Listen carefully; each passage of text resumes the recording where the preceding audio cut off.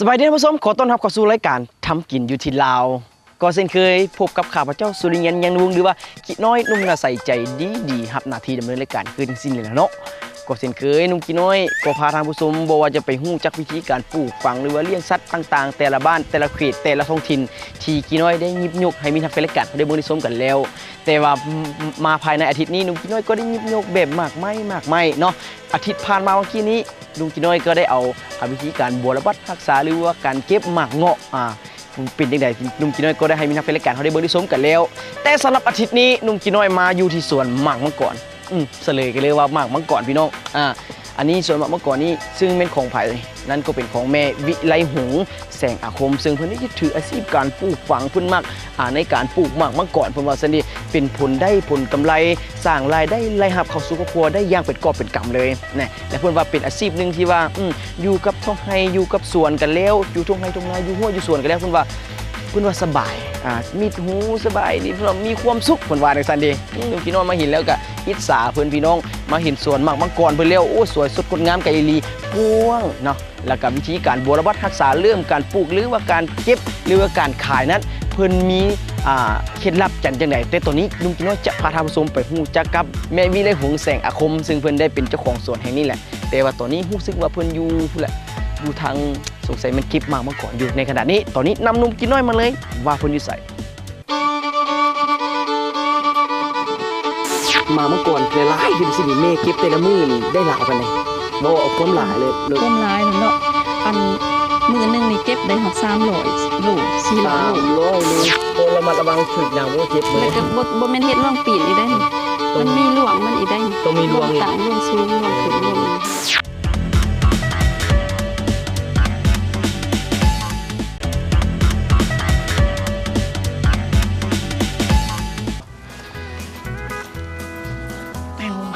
เตียวแต่ในวันนี้เตียวเท่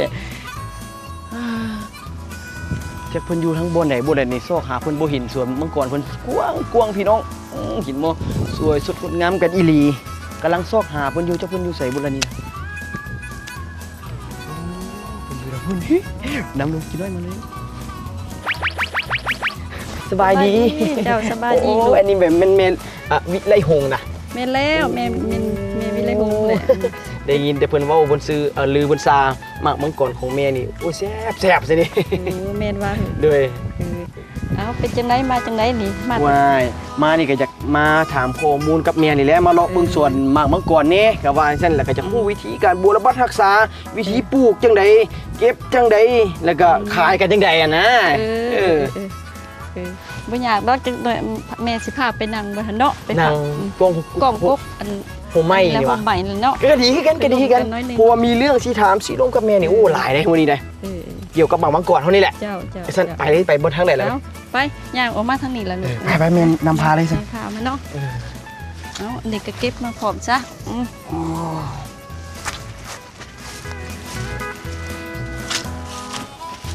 เส้นในกระตาก่อน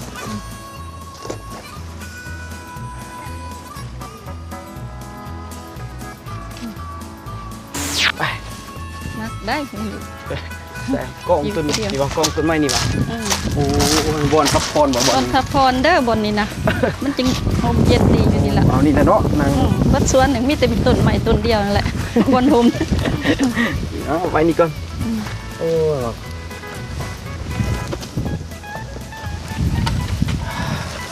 นั่งหอนได้นี่โอ้เย็นดีเนาะอยู่แถวๆนี้เนาะอันนี้เอาบ้านอย่างนี้บ้านสุขค่ำนี่บ้านสุขค่ำเมืองไซสิทธาได้เนาะเมืองไซสิทธากับบ่มีอย่างเล็กกับมาถามจากฮู้เกี่ยวกับหลายคนเนาะมีนักเฟรการเนาะอยู่ทางบ้านเนี่ยเพิ่นก็หลายคนเพิ่นก็ว่าโอ้ยอยากฮู้วิธีการปลูกหมากมังกรเด้อยู่แถวนั้นเพิ่นปลูกหมากมังกรหลายๆนะเพิ่นว่าหลายคนก็ว่าจังห่วยผู้ดีแล้วก็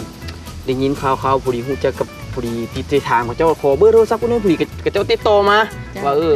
ว่าเมียน้อยเมียหงบัดนั้นซั่นแหละแล้วก็โทรมาหาเมียแล้วก็อยากรู้เกี่ยวกับนี่แหละอันว่าปลูกหมากมังกรเท่านี้เริ่มปลูกยากว่าจังได๋นะอยากให้มีนักวิชาการเอาได้เบิ่งได้ฟังกัน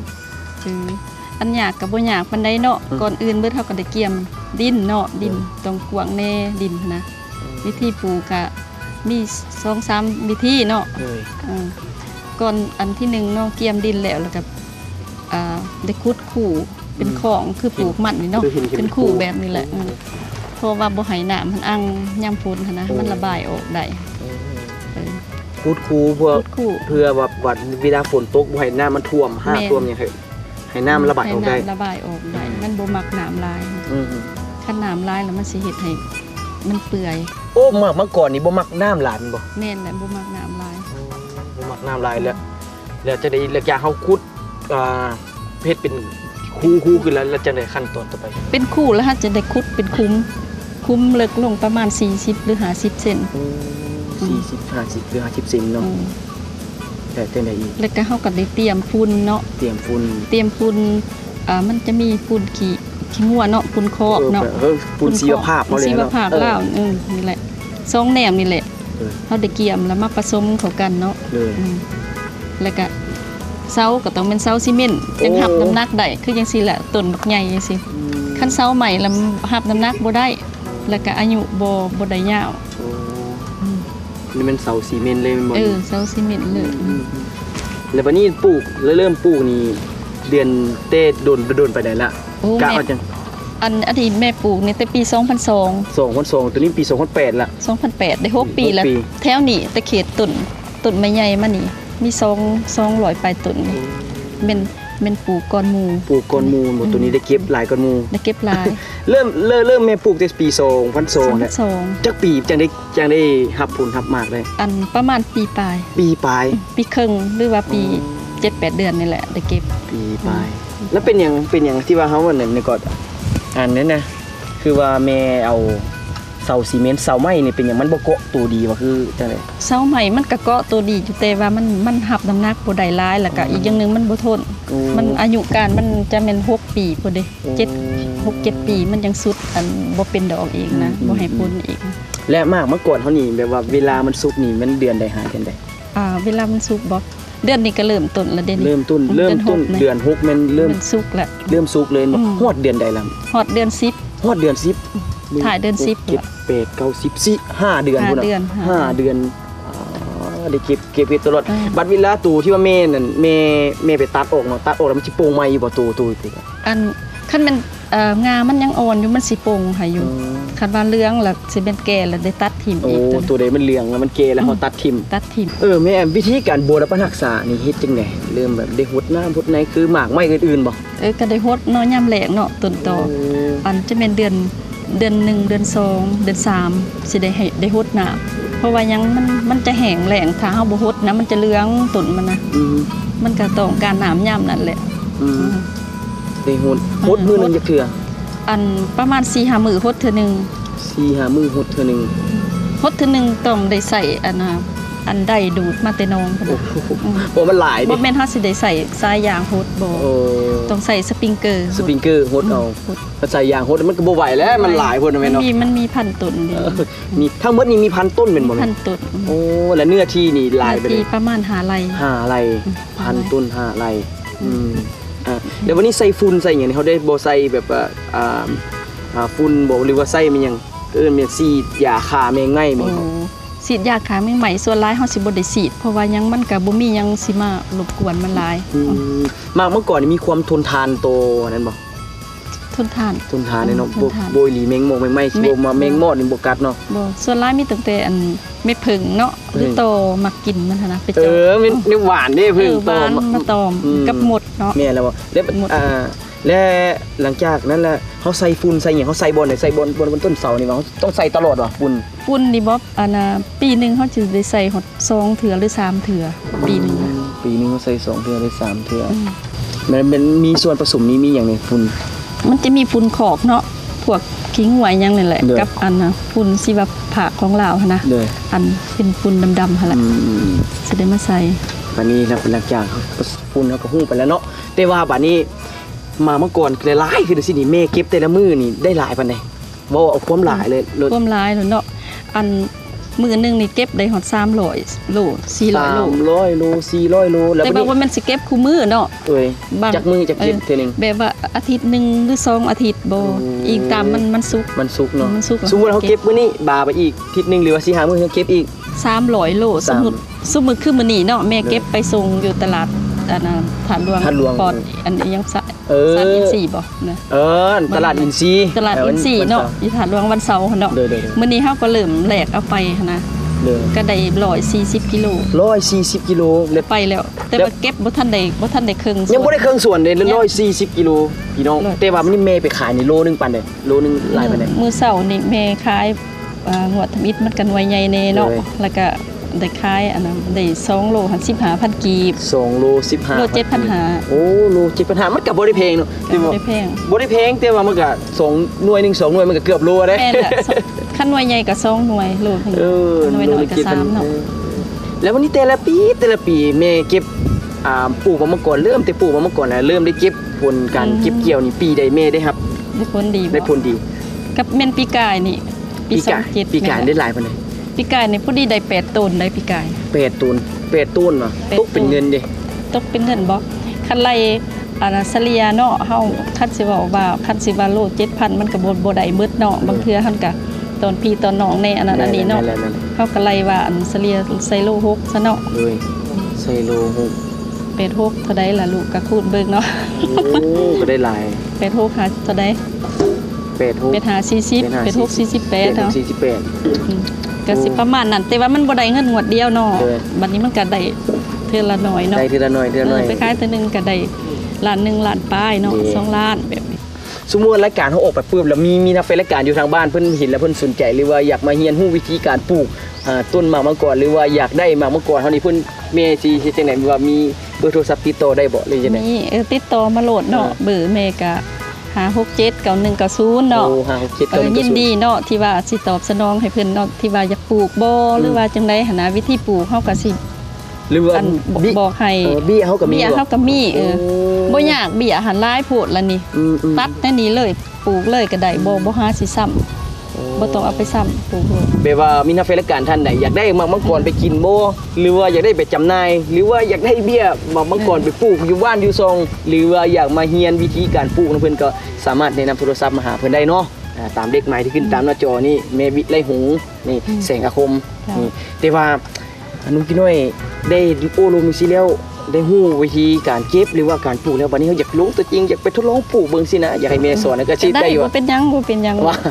สอนก็เอาไปเลยเส้นเนาะไปเรียนกันได้เนาะโอ้เส้นเดี๋ยวนี้แล้วกินน้ำกินในก่อนบ่กินน้ำกินในก็แล้วพักให้มีนักวิชาการสมสิ่งที่น่าสนใจกันซะก่อนกินน้ำกินในกันซะก่อนและในระยะหน้าแม่วิไลหงเพิ่นสิพาลูกพี่น้อยไปฮู้วิธีการปลูกบอกมาก่อนที่ปลูกแบบไหนนั้นเอาไว้ในระยะหน้าจ้ะกินน้ำไปเนาะ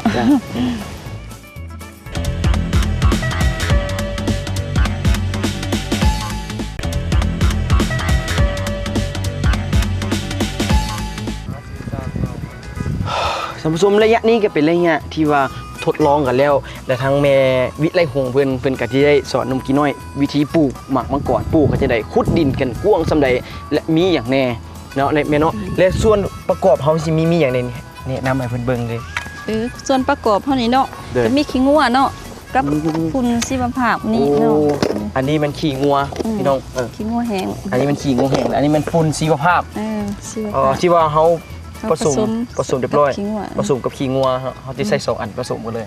และอันนั้นมันเบี้ยเมื่อก่อนนี่ก็มันเสาแล้วเริ่มแรกเขาจีเฮ็ดจังได๋กันเลยมั้ยเฮาก็ขุดดินก่อนเนาะขุดดินเลยไปมาเอาจีขุดเองขุดดินขุดนี่เอากว้างปานใดเอาประมาณ40นี่แหละ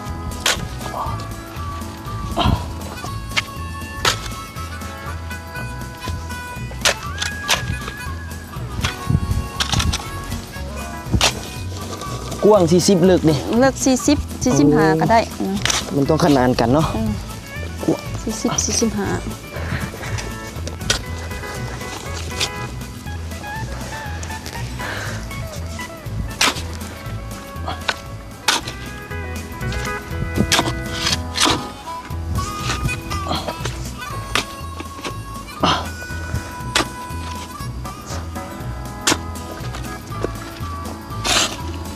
ใครแต่ดินมันอ่อนเนาะใครดินมันอ่อน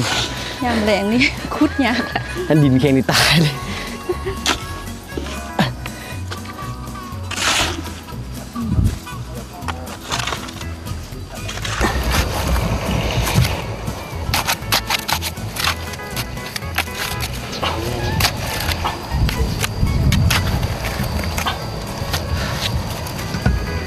ผู้ดีละผู้ดีแน่ ดีแล้วเนาะ น้อยแล้วบาดนี้เขาใส่อย่างต่อไป เอาขี้งัวใส่ดิลูกคุณ เอาขี้งัวใส่ก่อนเหรอ ใส่ขี้งัวใส่ก่อน เอาใส่หลายไปเลยเนี่ย เอาใส่ประมาณ2ส่วนในก่อน สองส่วนนี้เนาะเขาต้องหลังจากเขาขุดเรียบร้อยแล้วเขาต้องเอาขี้งัวลงก่อนประมาณ2ส่วนนะ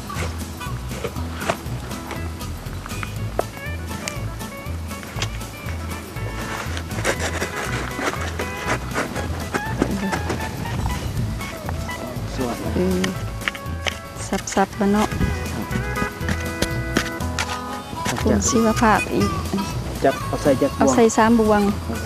หลังจากเขาเอาปูนชีวภาพใส่ประมาณ3บวง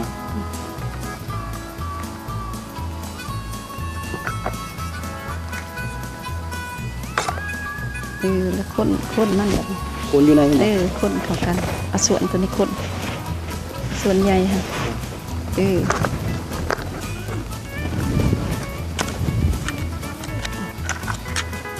เขาต้องอยากเขาผสมลงแล้วเขากับคนเข้ากันให้มันเข้ากันข้างใน คนเข้ากัน อ้าว แป้งให้มันละเอียดแล้วจังสิเอาเสาลงได้บัดนี้ จากเขาเรียบร้อยแล้วขั้นตอนต่อไปเอาเสาลง เอาเสาลงแล้วบัดนี้ จับตัวนี้ เสานี่ นักได้เสานี่เนาะห้ามจะได้นุ่มกินหน่อยนี่ห้ามหล่นหมดเลย หล่น หล่นบ่ตั้งขึ้นแล้ว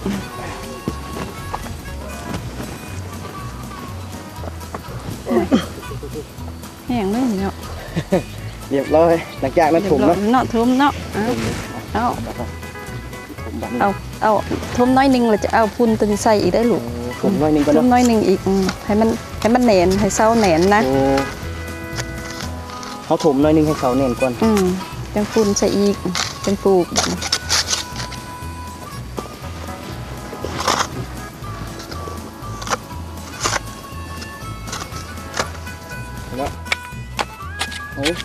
ฝั่งเสาให้มันแน่นหลังจากฝั่งเสาให้มันอยู่แล้วปุ๊บเขาเอาปูนขี้งัวลงนั่นไม่นั่นใส่มดแล้วบ่ ใส่โหลดบัดนี้ ใส่มดโลดบัด ใส่เบิดโหลดแหละ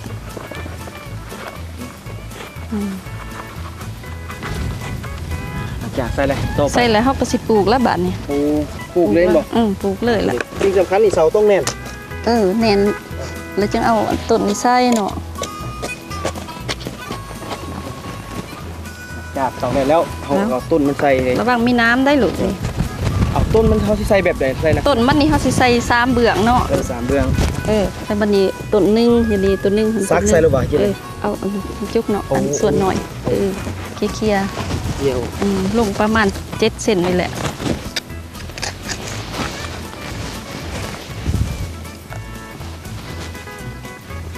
อันนี้เฮาสิเอาตัวสดๆนี่ใส่มันปลูกมันขึ้นไวคันแม่นเอาตัวการมันนานขึ้น เอาตัวโทษใส่เลย ตัดมาแล้วใส่โหลดนี่ หลังจากนั้นใส่ฟักได้อีก ใส่นี่มันมีน้ำได้ดิ ระมัดระวังหนามเลยพี่น้อง น้ำ ระมัดระวัง คือกระบอก หนาม เพชร เลยนี่เจ้าหน่อยมันจะบางคนไปปลูกบ่จับบ่ระมัดระวังถึกหนามบ่เจ็บมือ แล้วก็บ่แม่นเฮ็ดร่วงปีนอีกได้นี่ มันมีร่วงมันอีกได้นี่ ต้องมีร่วงอีก ต่างร่วงสูงร่วงขึ้นร่วงนี่เห็นบ่ซักร่วงนี่เป็นร่วงปีน เลย ร่วงนี่เป็นร่วงต่าง วิธีเบิ่งปลูกเขาก็ต้องเบิ่งรวงมาอีกแล้วปลูกบ่ถึกรวงก็บ่ได้อีกเด้เนาะแม่เนาะ มันเป็นร่วงปีนบ่ได้แล้วก็เคลียร์ดินทุ่ม แค่ดินถมเลยแม่นบ่ ตัวนี้บ่ทันแน่นลูกมาใส่บนเสานี่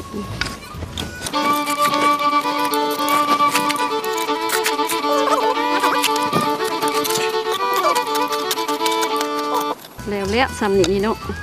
เดี๋ยวเขาบอกเสือกฟางมัดอ่ะ เอาเสือฟางเข้ามามัด เนาะ นี่เสือฟางมัดรอบมันก็ได้รอบหนึ่ง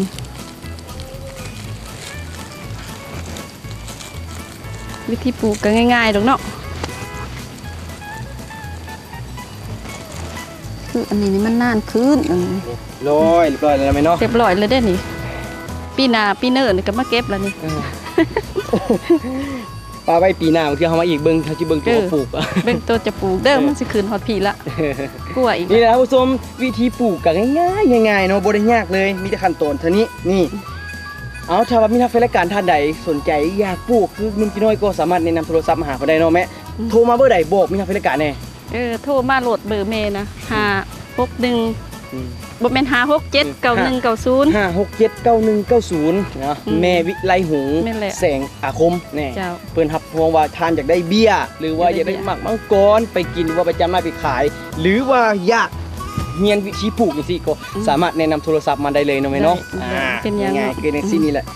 มีทักเป็นรายการท่านใดเนาะแต่ว่ามาฮอดระยะนี้ก็จบลงเพียงเท่านี้แต่ว่าระยะหน้านั้นแม่เพิ่นสิมีเคล็ดลับมีหยังเกี่ยวกับหมักมังกรนี้เพิ่นสิมีเรื่องมาเว้ามาว่ามีเรื่องมาโอ้มาล้มตัวนี้ให้มีนักเป็นรายการเฮาพักชมสิ่งที่น่าสนใจกันสักก่อนเนาะ เจ้าเอา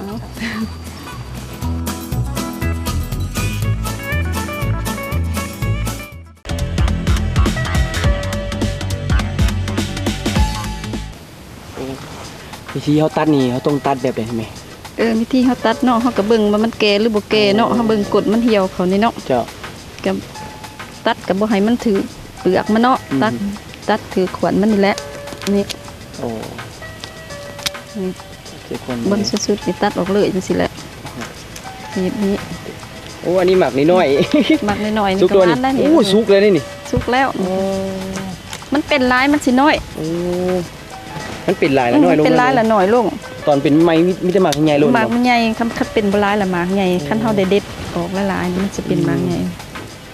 ก็สุก เป็นท่านผู้ชมเมื่อกี้นี่ก็ผ่านไปแล้วหลายๆระยะเนี่ยนี่นั่นก็ได้ฮู้จักกับแม่วิไลหงส์เพิ่นเนาะเพิ่นก็ได้เว้าวิธีเรื่องปลูกเรื่องบุรพรักษาเพิ่นก็ได้เว้าไปแล้วและเมื่อกี้นี่ผ่านมาเพิ่นก็ได้สอนนุ่มกี่น้อยได้ปลูกต้นหมากมังกรและเมื่อกี้นี่ก็ได้ถามเพิ่นว่าวิธีเฮาตัดหรือว่าเก็บหมากมังกรนี่เฮาบางคนนี่โอ้ยเพิ่นจับมาเพิ่นสิเฮ็ดสิได้บ่เด็ดออกสิมันบ่ถูกต้องนะแม่เนาะเฮาต้องได้มีคีย์มานีบนี่เห็นบ่ นี่นี่ นี่แหละ ตามก่อนมันนี่จะออกมาจังซี่แล้วออกมาเป็นนี่เห็นป่ะเป็นจังซี่ กับป้าไว้อายุมันก็ได้ดนอีกบ่นานเนา บทมันกับนานเนาอีกเนาะระยะนี้ก็เป็นระยะสุดท้ายกันแล้วมีครับเป็นรายการเนาะระยะนี้หนุ่มกี่น้อยก็สิมีแนวมาเว้ามาว่าแล้วก็สิ่งสำคัญที่สุดแม่เพิ่นสิมีแง่คิดดีๆมีแง่คิดอย่างที่มาเว้ามาว่ามีทักเป็นรายการแล้วก็มีเคล็ดลับที่มาบอกมีทักเป็นรายการแต่ตอนนี้มอบให้แม่เลยชี้เว้าหยังถึงฝากมีทักเป็นรายการตัวนี้ อันนี้ก็บ่มีหยังหลายเนาะ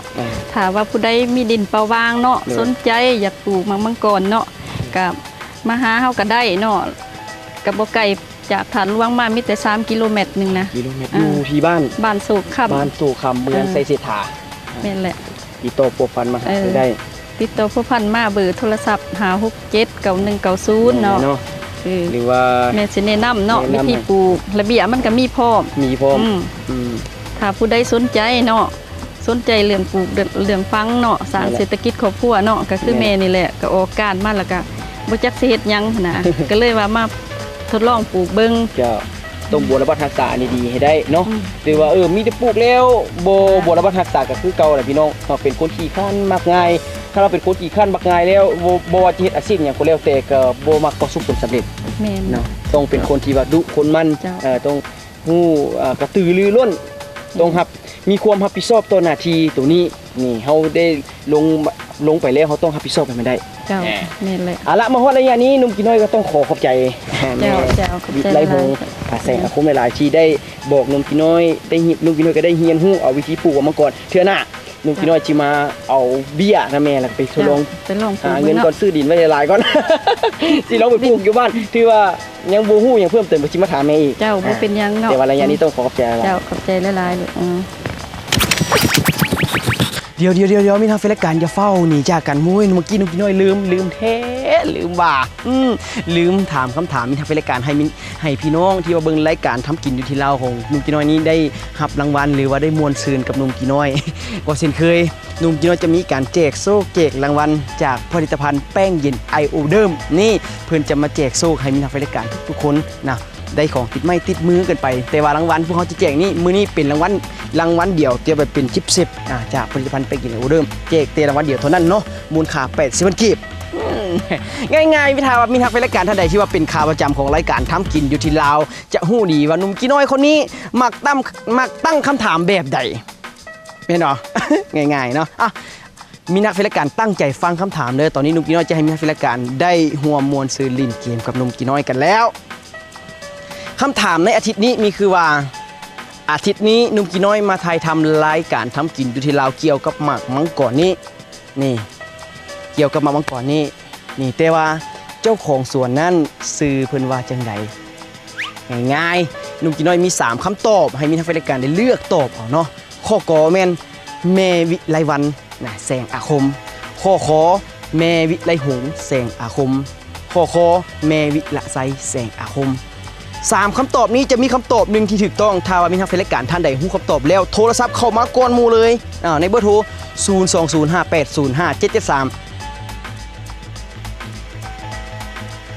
ท่านใดโทรเข้ามาก่อนหมู่เป็นผู้อิทท่านนั้นจะเป็นผู้โชคดีเนาะผู้เขาแจกแต่ละวันเดียวเท่านั้นอย่าลืมกดโทรศัพท์เข้ามากันไวๆปล่อยทานโชคดีทุกๆคนเด้อแต่ละเอาละมาฮอดตอนนี้ลุงกี่น้อยพร้อมด้วยทีมงานทุกคนแล้วก็พร้อมด้วยทั้งแม่คุณพ่อมตัวขอกล่าวคำว่าสบายดี